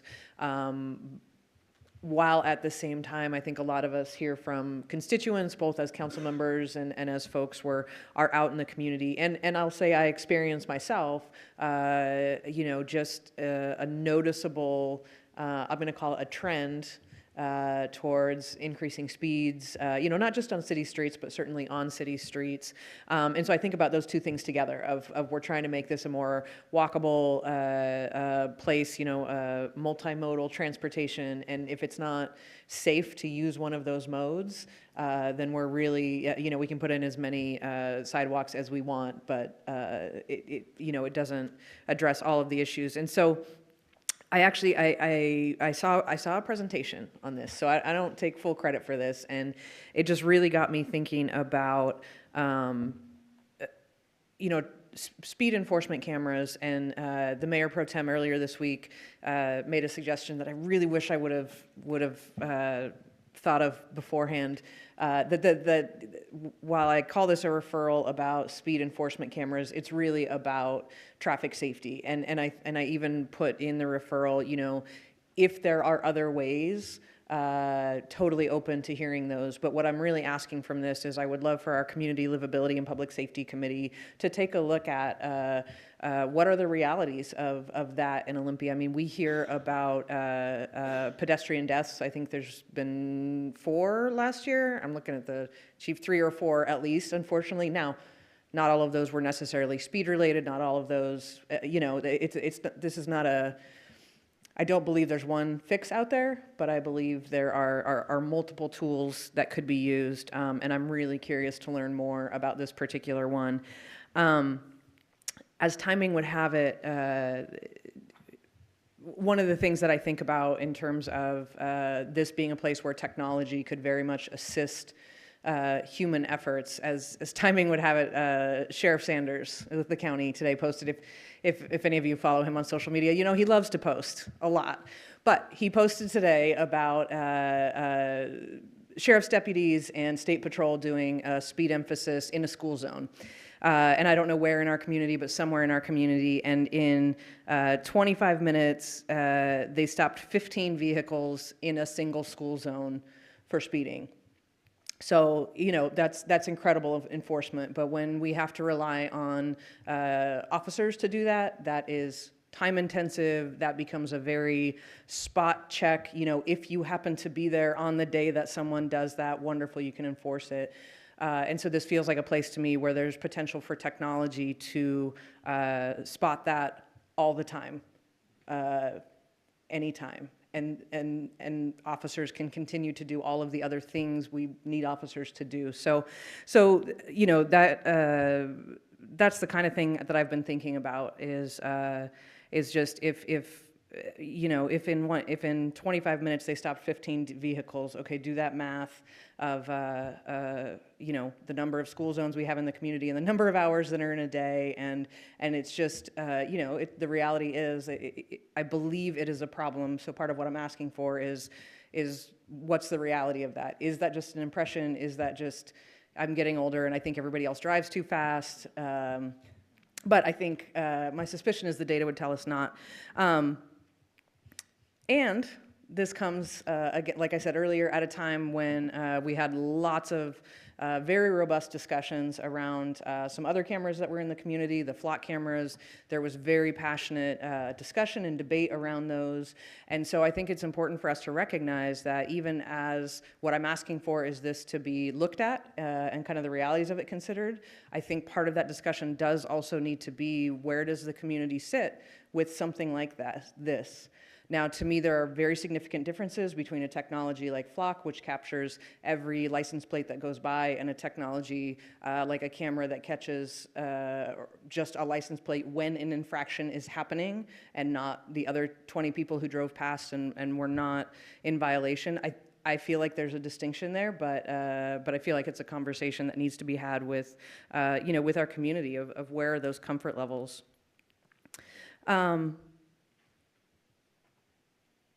So yeah, so that's my real motivation here is I feel like if this is a technology that would be reasonable to implement, if there is truly a problem that this could help solve, There are very robust, included in the packet is a guide from the Washington Traffic Safety Commission, which points to just a few of the RCWs that regulate these types of devices. So there is already a lot of statewide controls already in place. There would be a number of limitations. And so what I would really love to see is just, yeah, what would a program like this look like? What would it cost? How would the community feel about it? And so that's what I'm asking for, is for that research and conversation to happen. Thank you, Councilmember Green. Any comments? Mayor Pro Tem Nguyen, followed by Councilmember Gilman.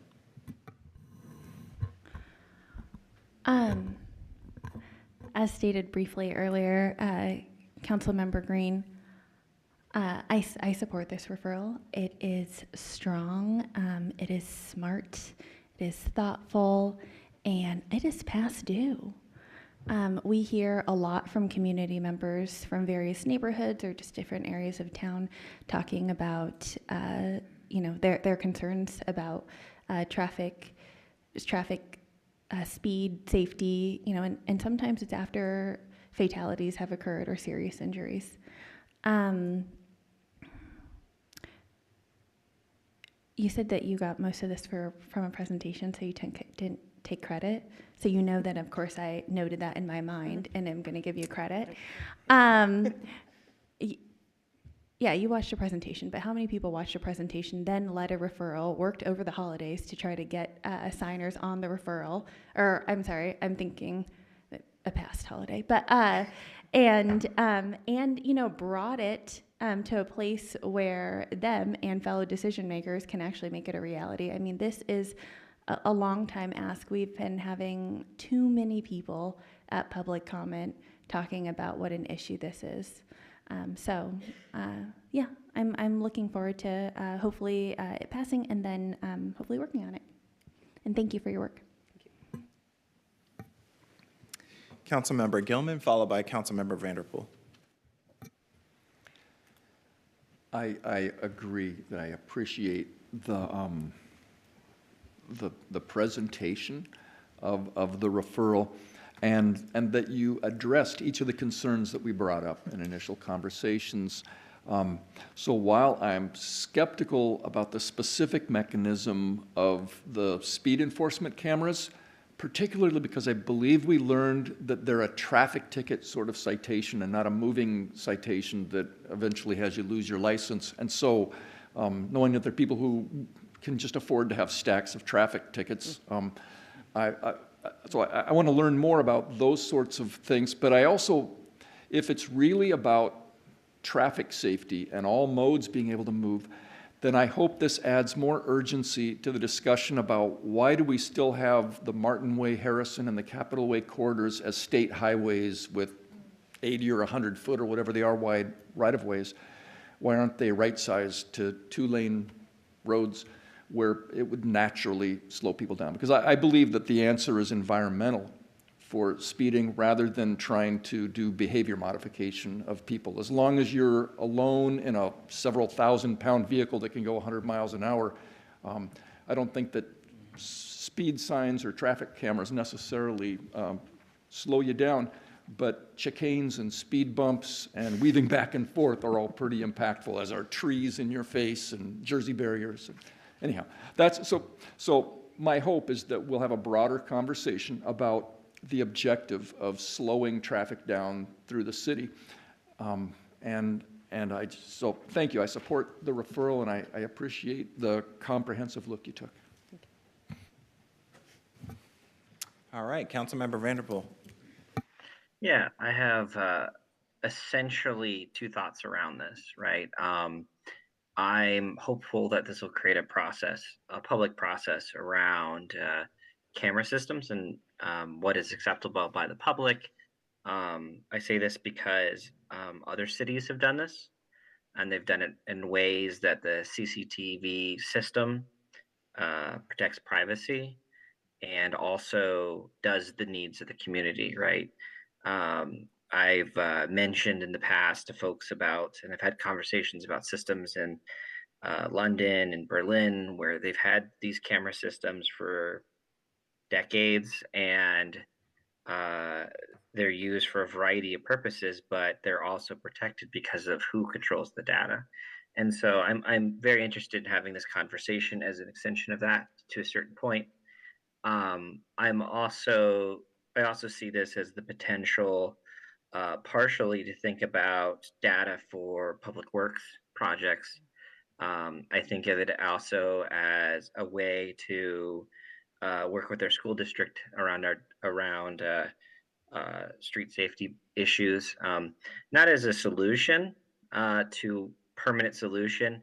As Councilman Gilman mentioned, you know, a lot of the answers that solve permanent speeding problems have a lot to do with the way the infrastructure is built out, right?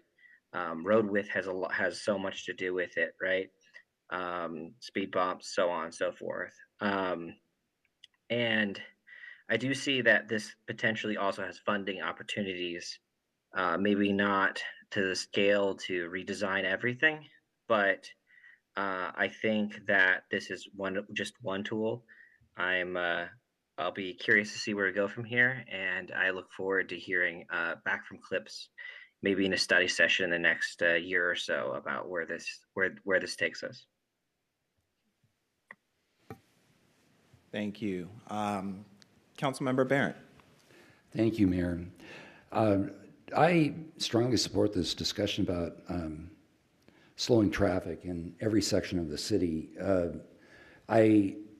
Over the past year, I just want to say, overwhelmingly, as far as public safety, this is something that is just exponentially more on the public's mind than any other form of law enforcement. I would hear about it, and I'm talking about 10 comments about speeding versus one of other forms of security. I'm really looking forward to a robust conversation about all the options, just so we can make a really informed decision in the end. I'd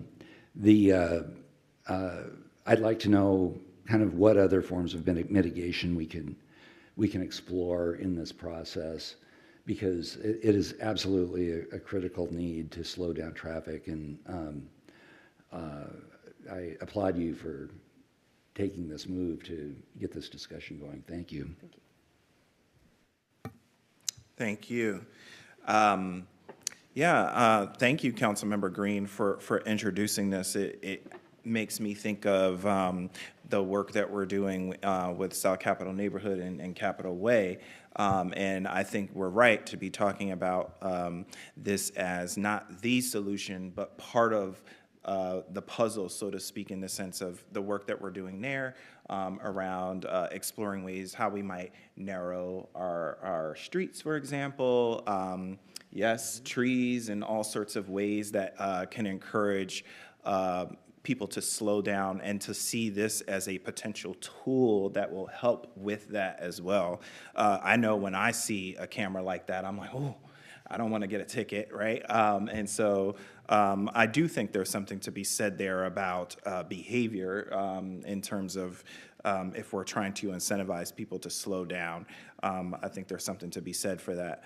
I do just want to also highlight the fact that what you are talking about is us exploring this, and that we are not doing anything yet. So for those of us who are concerned, I know this is on the heels of a conversation around our flock cameras, and there's concern about surveillance throughout the city. And so I do just want to everybody collectively, all 58,000 plus of us, take a deep breath.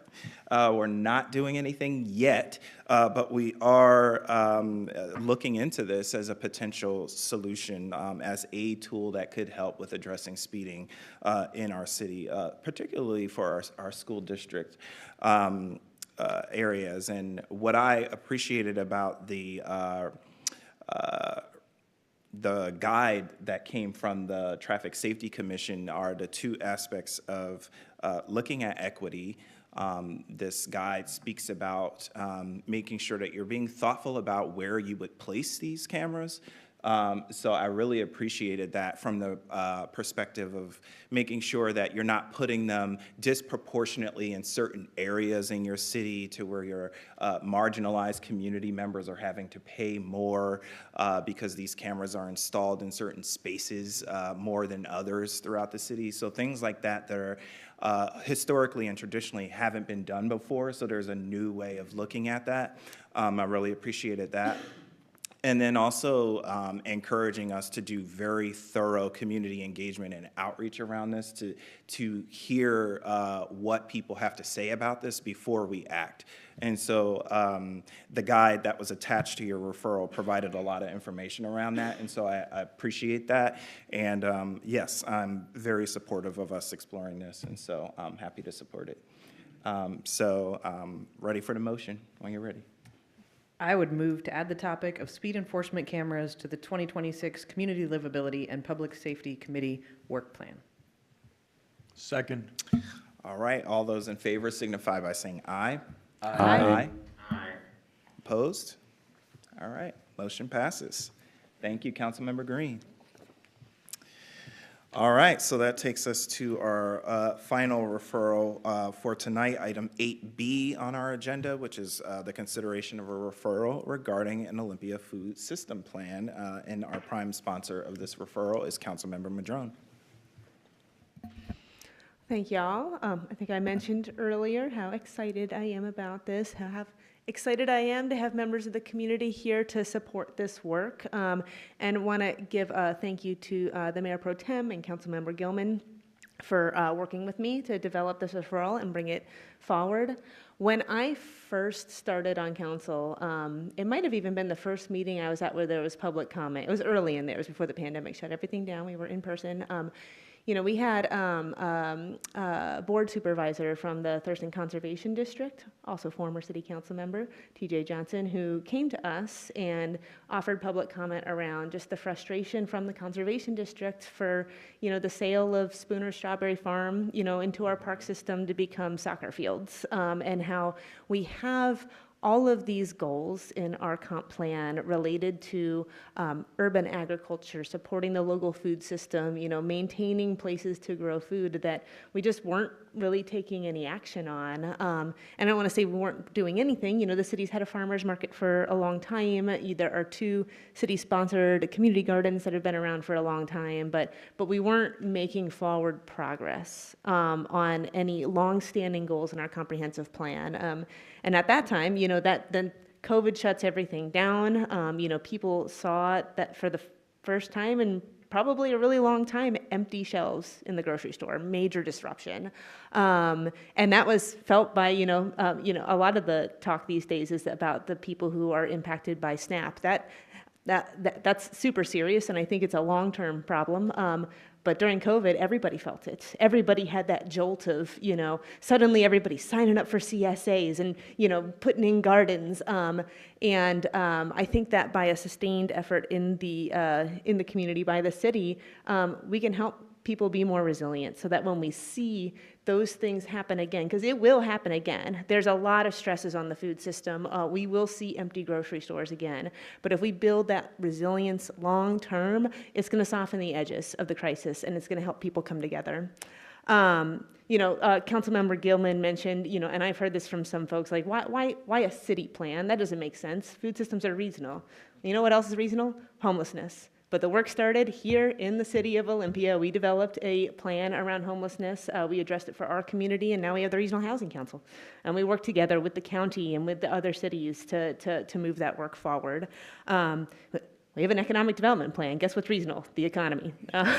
We have an economic development director because we know that those specific investments in the city is going to help the whole region, but it's also really going to help the city of Olympia. And I'll just say, you know, the Thurston County does a lot of work around the food system. They do it because they have agricultural zoning.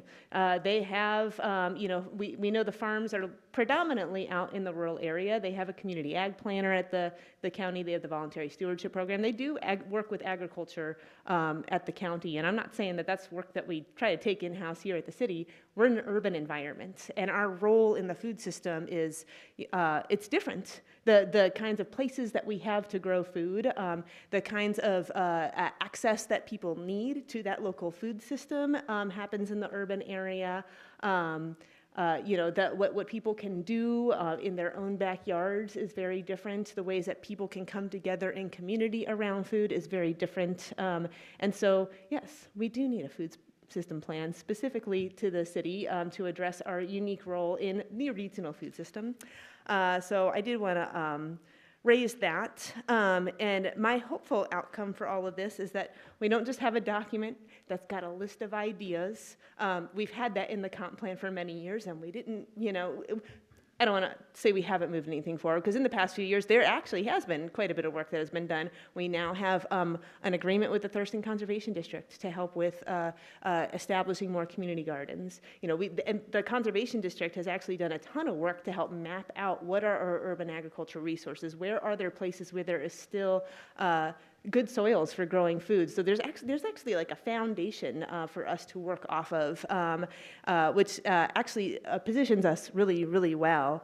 But my hopeful outcome for this is not that we have a list of ideas or a list of things that we could maybe do one day, but that we clearly articulate the real needs in our community.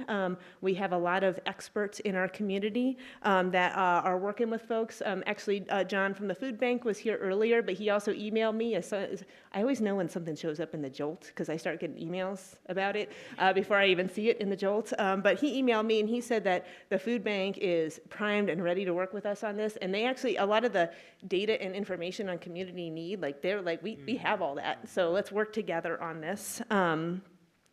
I want us to clearly tie food, the things that we eat, to our culture, to our heritage, because we do a lot of work around in the arts space, but we don't really talk so much about how food ties into our local culture and heritage. I want to see like areas where we could be making strategic investments to support work that is happening and amplifying the work that is already happening in the community. Where are there gaps in the system that the city either could help fill or could help facilitate? What are the real tangible actions we can take? So we don't end up with just, another plan that sits on the shelf. We have something that we can actually move forward. So with all that, really, really excited for this to move forward. I think Mayor Payne was saying earlier, I've been like screaming for the rooftops for a while on this, and I think my last rant finally got it over the line for us. And so, with that, I'll just say that one last thing is one of the things that I also heard from John at the food bank is that this disruption that we're seeing in the SNAP system, this is long term. Like there are the federal system for making sure that people can eat, the way that things are being dismantled. This is not a like one-time blip in history. And so he expressed excitement about if ever there was a time to be working on this, right now is really urgent because we need to be thinking long term when we can't rely on the federal government to provide food for people who need it. And then there's going to be something else like COVID where we're all going to struggle to access food. So all that said, I think my passion is showing on this topic, but I'll leave it at that for any comments from the council. Thank you, Councilmember Madrone. Any comments for Councilmember Madrone or questions? Mayor Pro Tem Nguyen. Councilmember Madrone. Such a well-written referral. You really took a lot of care of incorporating both mine and Councilmember Gilman's thoughts on it. Also over the holidays.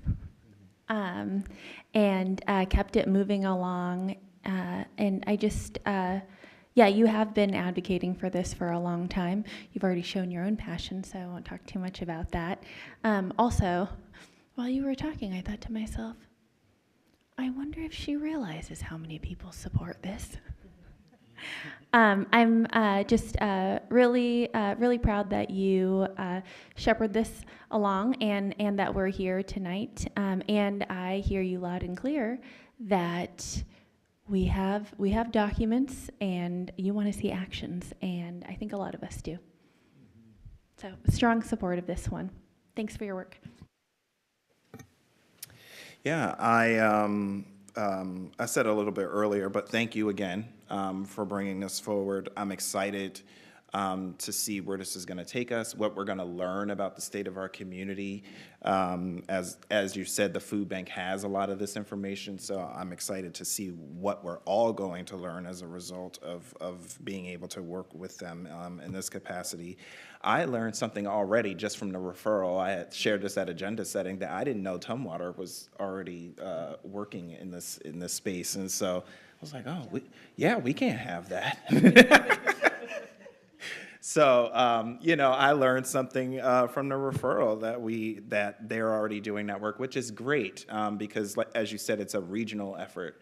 And so I hope that we can also work with them and learn from them as well, and also be able to really highlight this as a kitchen table issue. And that's what I love about this, is I feel like it's a kitchen table issue. It meets people where they're at. Food, that has to do with me. I need it. It's sustenance. I need it to live, regardless of your income level. What's that about? And so I'm excited about where this work is going to take us. So thank you for introducing it. All right, so I'm ready for the motion when you're ready. Oh, I'm sorry. She wrote that note, and I still missed it. Yes, Councilmember Green. Thank you, Mayor. Thank you, Mayor Pro Tem. And I won't belabor the point, but I just want to also express my gratitude for you bringing this forward. You brought it up in the context of our conversations around the food bank, and it was clear that it is a passion for you. And as I understand, you have talked about it for a long time, but it was one of the first times I had been part of that conversation. And like the mayor, this will very much be a learning opportunity for me. If you asked me to write down what the components of a food plan, community food plan are, I would not even know where to start. And so this will be a very exciting opportunity to think about this, to talk about this as a community, and to see where we go with it. So just appreciate the thorough referral and appreciate you turning your passionate comments when we were talking about the food bank there at the end of the year, into a very tangible action. So Thank you. Any additional comments? Yes, Councilmember Barrett. Thank you. There's a lot of talk about affordability and being able to provide food for people in a less costly fashion through community gardens or a community orchard park, gleaning, pea patch gardens. It's a small thing, but I think it can make a big difference for many people's household budget. And so when we talk about affordability, I think this is a great movement toward making the community a little more affordable, which I'm in total support of. And so I commend you for bringing this forward, and I look forward to the process. Thank you. All right, so I think that's it. We're ready for the motion. Before I make the motion, I just want to recognize that Grace has hung with us throughout this whole meeting to be able to hear our dialogue on this, I presume. And maybe Peter Gutchen is still on the line, but I know that neighborhood associations are ready to dig in. We've heard from the food bank. I've heard from the Food Source Foundation. That's the Super Sunday guy. There's the community organizations already doing this work are really eager to dig in. And so it's just really great to see that. And I look forward to us, discussing during the retreat in our work plan discussions, how we resource it. With that, I move to approve a referral regarding development of a local food system plan to staff for incorporation into our city work plan. Second. All right, we have a motion and a second. All those in favor signify by saying aye. Aye. Aye. Aye. Opposed? Motion passes. Thank you, Councilmember Madrone. All right, Well, that concludes all of our items on our agenda for tonight. So we're going to move on to reports. I'll begin with just a brief report.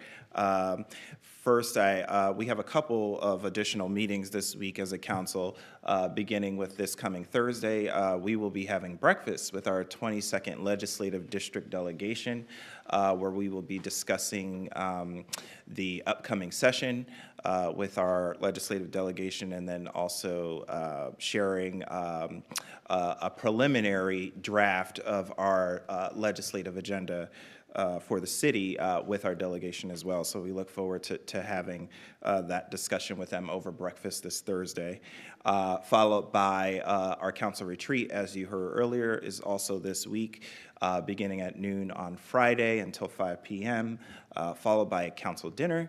And then we also have another day on Saturday, beginning at 9 a.m., and very much looking forward to the retreat. It always takes on a different flavor every year, especially now that we have one new member and we have a new assistant that we've welcomed in the last year. So very much looking forward to how this retreat goes, and looking forward to welcoming back Amy Leneker, who will be facilitating our retreat for us this year. So excited about it. Happy New Year. It's 2026. We made it. And I know it feels like sometimes we're just kind of like on a hamster wheel or something, or maybe it's Groundhog's Day, but it is a blessing to have made it because there's so much happening in the world right now, but we're all here. So Happy New Year, everybody. And I will start to my left with Councilmember Barron. Thank you. I just have a few things. Having just started technically on January 1st. I don't have a long list, but I have been having meetings with constituents who've reached out to me. I talked to many people in the Briggs community about modifications to the plan in Briggs. I have been having a series of meetings with downtown business people who just want to touch base about issues and have a robust discussion about what they would like to see. Obviously being new, I'm getting acquainted with the city staff and learning about all the fabulous people we have working at the city of Olympia, and just looking forward to hitting the ground running. Thank you. Thank you. Questions or comments for Councilmember Barrett? Yes, Mayor Pro Tem Nguyen. Love that you're doing all that work already and meeting with those business owners. Sounds like you're already hitting the ground running. All right. Councilmember Green. Thank you, Mayor Payne. I have nothing to report. Okay, Mayor Pro Tem Nguyen. No reports. I'm happy. I feel like what a great first meeting of the year.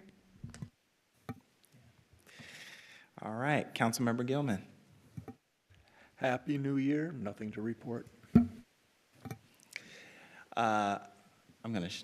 You're in Councilmember Vanderpool's seat, so just a moment. Councilmember Vanderpool. Nothing to report. I'll see y'all on Friday. Thanks. And Councilmember Madrone.